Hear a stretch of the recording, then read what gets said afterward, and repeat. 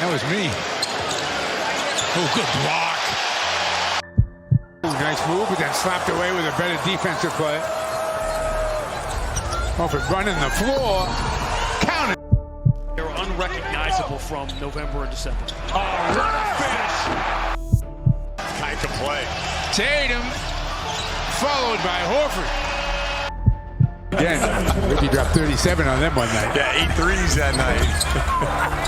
Rejected. But also his presence defensively. Horford on time. Oh, Robert Williams. Back the other way. Counter the foul. Oh, man. Quarter, Doncic with 6 assists for the game. Horford, nice move. Like that, there aren't a lot of guys. Schroeder on the slot drive. Points. Oh, that was a loud block.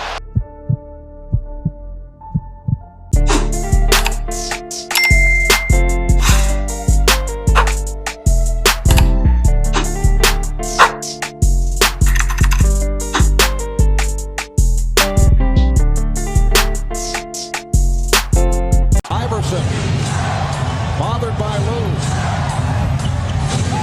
I just shot my shot at this little dot. I'm trying to crit that neck on her big neck. My niggas selling crit.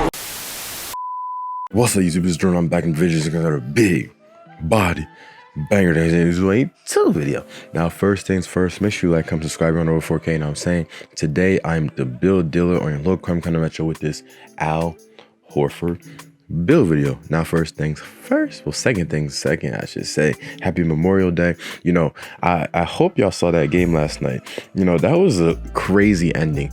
I mean, just everything possible happened in that game. I mean, Jimmy Butler took a dumb 3 at the end. That was, I don't know, I'm just on the side of he didn't have to take that shot because he's shooting like 20% from 3 all season and they were only down by 2. If you watched, you know what I'm talking about.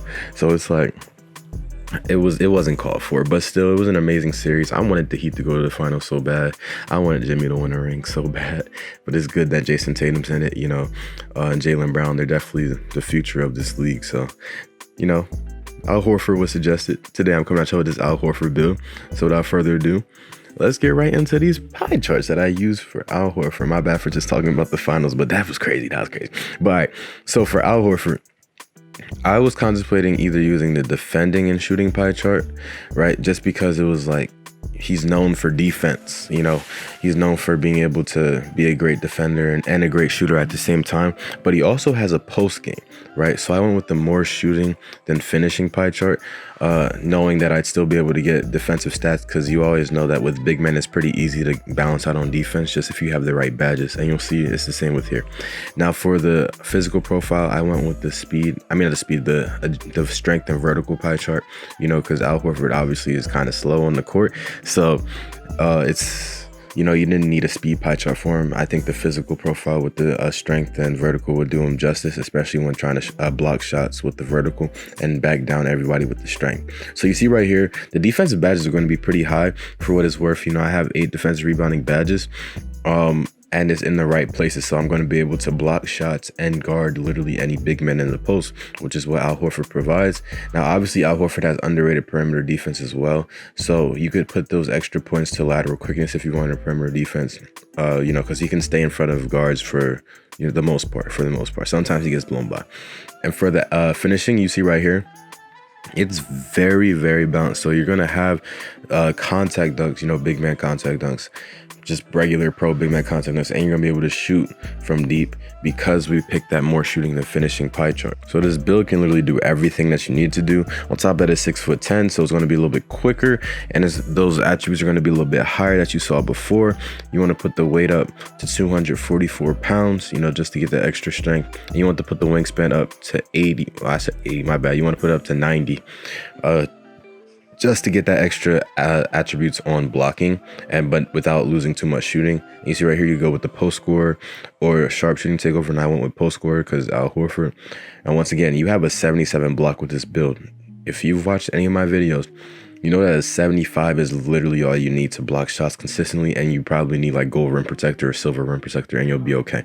So with this build, it plays similar to Al Horford, just in the fact that not only can it shoot from anywhere on the court, but it has a face-up post game, and it plays a lot of defense and underrated passing. Al Horford definitely has underrated court vision for a center. Like, he's one of those players that always makes the right play. You know, you don't expect him to get big stats. Now, when he was on the Hawks, it was a little bit different. You know, he was like, what, number 2 option behind Josh Smith, and you could maybe say Jeff Teague was above him. I don't know, but he was in that big 3. And then Kyle Korver, that Hawks team was just crazy, huh?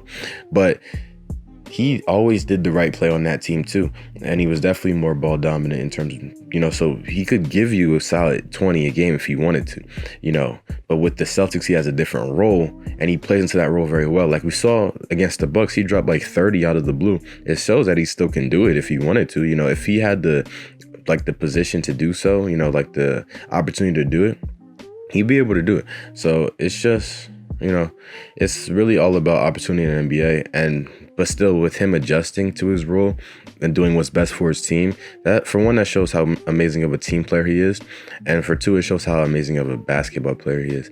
You know, he's just like literally just this big person on the court, kind of slow. His jump shot sometimes makes me want to cringe because it's just so awkward, but it goes in, everything works, everything is fundamental. The drop steps are fundamental, the post spins, the post hooks, you know, the blocking, the way he passes and cuts, like everything that he does is just fundamental. You know, it's the right move, the right play, like, and it leads to wins, obviously. You know, like the Celtics wouldn't be in the finals without Al Horford. You know, they have one of the best defenses in the league.